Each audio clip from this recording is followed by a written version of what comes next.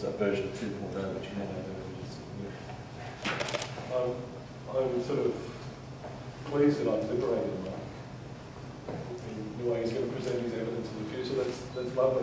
But I think I want to throw something back to you and Paul, at you, Paul, is that you've mentioned the protocols that are at play in federal courts and state courts. Do you ever have any concerns that the standard of justice in the Court of Arbitration is a lower standard of justice than that in the state courts? Only relatives.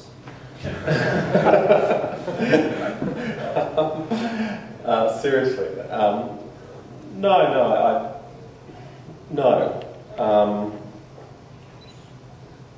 Well, it's hard to generalise. Well, there are 200 arbitrators, and it depends who forms your panel. Some panel members, by and large, most of the panel members are pretty good.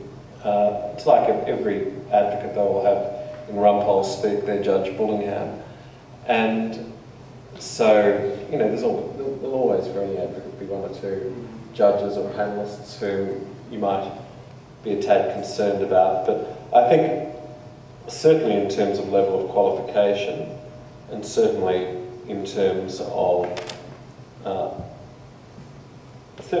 qualification in this part of the world, all of the CAS panelists are well qualified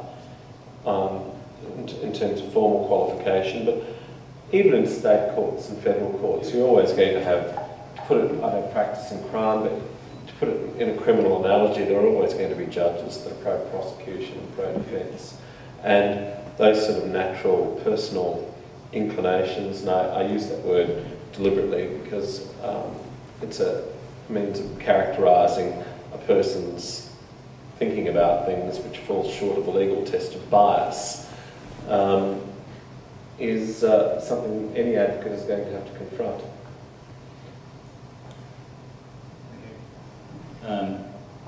One of the things that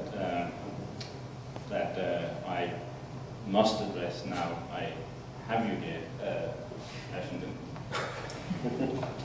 is that in 2008, when Bernard Kohl was called, he then claimed that the biological passport, he had been tested 200 times, 100 times he was doped, and now with the biological passport in place, it actually helped him to evade being caught. Now, the president of the UCI came out informing him that, or informing the public that he did not know what he was speaking about. But at that event, I saw you quoted for saying that basically the man Kohl is right. I could write down on a post-it how to evade this passport. Now, going from there, I just say the way to evade is by monitoring your own blood values. That is what athletes do so that they evade. Now, those who don't dope has no inclination to monitor their blood values. That means that the risk of them being an outlier is perhaps a little bit higher, given that they are not monitoring. How comfortable are you with that?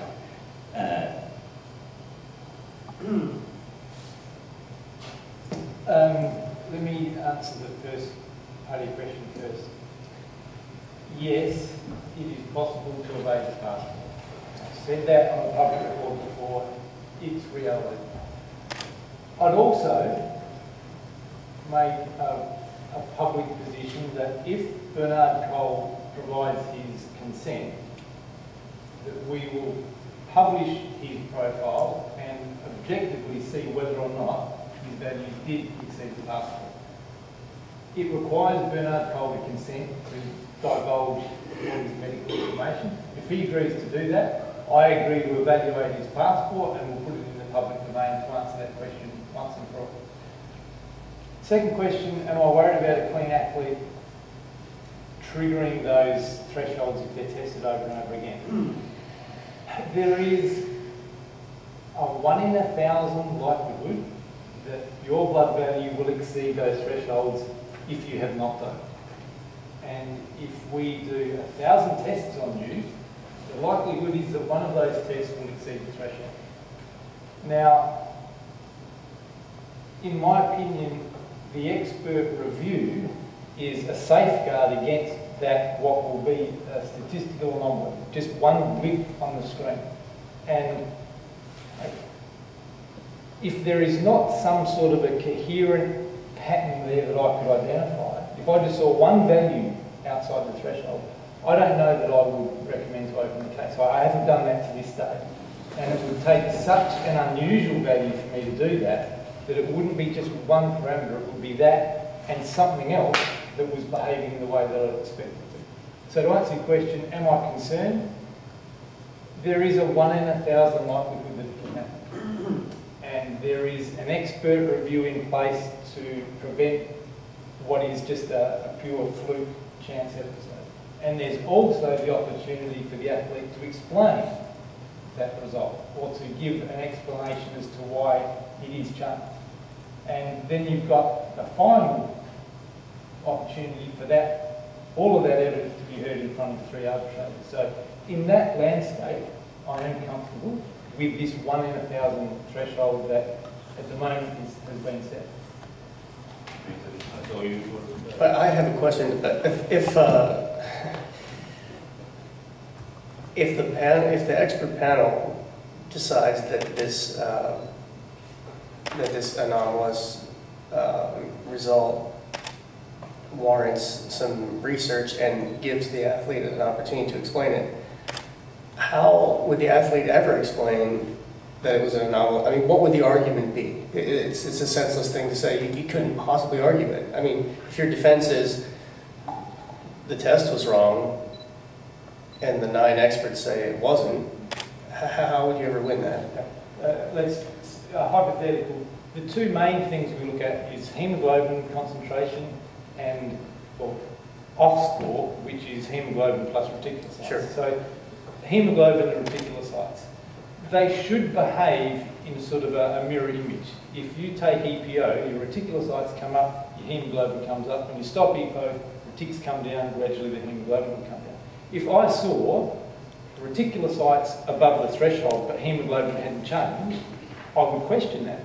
And if I saw reticulocytes and hemoglobin up, and then say 3 weeks later reticulocytes were down, then that begins to be, well, that looks like what would happen if you had stopped taking EPO. So when I say 1 in 1,000, there's a 1 in 1,000 likelihood that your hemoglobin blips the threshold, but your reticulocytes are completely independent. So if you had reticulocyte here up and hemoglobin up, that's 1 in a million likelihood that they'll both be up on the same sample.